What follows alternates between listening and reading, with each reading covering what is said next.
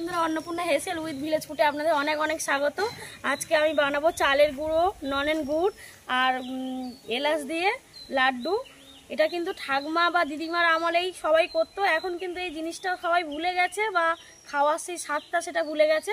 আজকে আমি এটা বানাবো, আপনাদের সঙ্গে দেখাবো। তেমন কিছুই লাগছে না, গুড় আর এলাচ আর চালের গুঁড়ো দিয়ে বানাতে হয়, খেতে কিন্তু খুব সুন্দর লাগে। চালের গুঁড়ো লাড্ডু বানানোর জন্য চালের গুঁড়োটা কিন্তু আগে ভালোভাবে ভেজে লাল করে নিতে হবে, তারপরে দেখিয়ে দেবো কেমনভাবে লাড্ডুটা করতে হয়। এটা কিন্তু ঠাকমা দিদিমারা খুব সুন্দর করতো, অনেকদিন আগে খেয়েছি, ভুলে গেছি। খুব খাওয়ার ইচ্ছা হচ্ছে কিন্তু বানানোর অভাবে, মানে সময়ের অভাবে বানানো হচ্ছে না। আজকে সময় পেয়েছি, বানিয়ে নেব।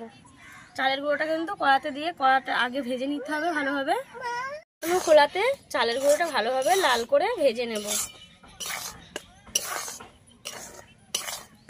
চালের গুঁড়োটা কিন্তু বারে বারে নাড়া দিতে হবে, নাহলে নিচে কিন্তু ধরে যাওয়ার ভয়। আর এটা লাল লাল করে ভাজতে হবে, বারে বারে খুন্তি দিয়ে কেটে দিতে হবে সুন্দর করে।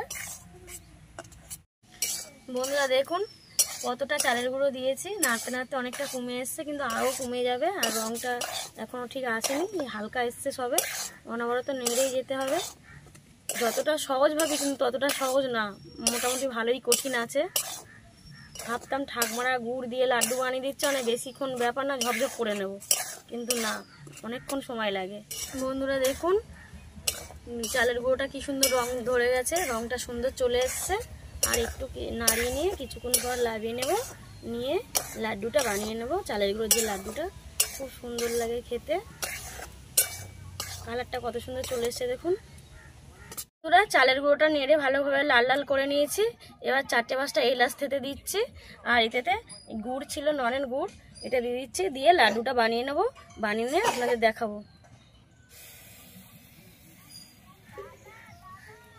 গুড়টা দিয়ে কিন্তু এরকমভাবে ভালোভাবে নেড়ে নিতে হবে। এবার আমি লাভিয়ে নেব। বন্ধুরা আমি কিন্তু কড়া থেকে লাভিয়ে নিয়েছি মাটিতে, কারণ কড়াটা উনুনে বসাতে থাকলে সব গুড়টা টেনে নিত, লাড্ডুটা ভালো হতো না। আমি অল্প অল্প করে গুড় দেবো, আর ফের খুন্তি দিয়ে ভালোভাবে নাড়িয়ে নেব। নিয়ে এটা ঠান্ডা হয়ে গেলে কিন্তু লাড্ডুটা করতে হবে। এখন প্রচণ্ড গরম, হাত দিতে পারবো না, হাত পুড়ে যাবে। এলাচটাও দিয়ে দিয়েছি। বন্ধুরা ভালোভাবে নাড়িয়ে টাড়িয়ে নিয়েছি, নিয়ে এবার আমি থালাতে ঢেলে নেব। ঠান্ডা হয়ে গেলে নাড়ুটা পাক দিয়ে নেব। নাড়ুটা কিন্তু এইভাবে পাকিয়ে নিতে হবে আস্তে আস্তে, মানে গরম তো, আস্তে আস্তে সুন্দর করে আমার হাত দিয়ে গোল করে নিতে হবে। দেখুন কত সুন্দর হয়েছে। এটা ঠান্ডা হয়ে গেলে কিন্তু শক্ত হয়ে যাবে নাড়ুটা।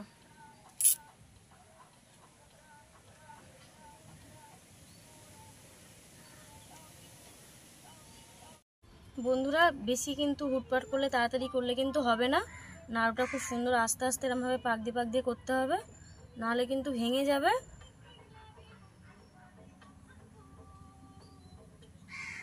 আপনারা বাড়িতে এটা করে দেখবেন, খুব সুন্দর লাগবে খেতে। অনেকে কিন্তু এটা জানে না এই রেসিপিটা। বন্ধুরা এটা কিন্তু ঠাকুমা দিদিমা এদের আমলেই কিন্তু এটা করতো।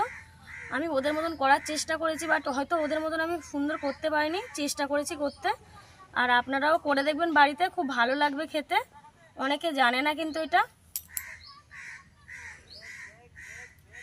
যে চালের গুঁড়ো দিয়ে আবার নাড়ু বানানো যায়, কিন্তু খুব সুন্দর লাগে খেতে। বন্ধুরা আপনারা হয়তো অনেকে নাড়ু খেয়েছেন, চাল ধরো যেমন নারকেল নাড়ু, তিলের নাড়ু, বোঁদের নাড়ু, কিন্তু চালের গুঁড়োরও নাড়ু হয়। আপনারা কিন্তু বাড়িতে একবার করে দেখতে পারেন, খুব সুন্দর লাগবে খেতে। বন্ধুরা ঠাকুমা দিদিমা এই পুরাতন দিনের মানুষগুলোর রান্না যদি আপনারা দেখতে চান, আমি ওদের মতন করার চেষ্টা করব। হয়তো ওদের মতন করতে পারবো না, কিন্তু চেষ্টা করব ওদের রান্নাটা তুলে ধরার। যদি আপনাদের ভালো লেগে থাকে তাহলে এই চ্যানেলটির পাশে থাকবেন, সাবস্ক্রাইব করবেন। বন্ধুরা দেখুন লাড্ডুটা কত সুন্দর হয়েছে, শক্ত হয়ে গেছে। আমি কিন্তু খেয়ে দেখাচ্ছি,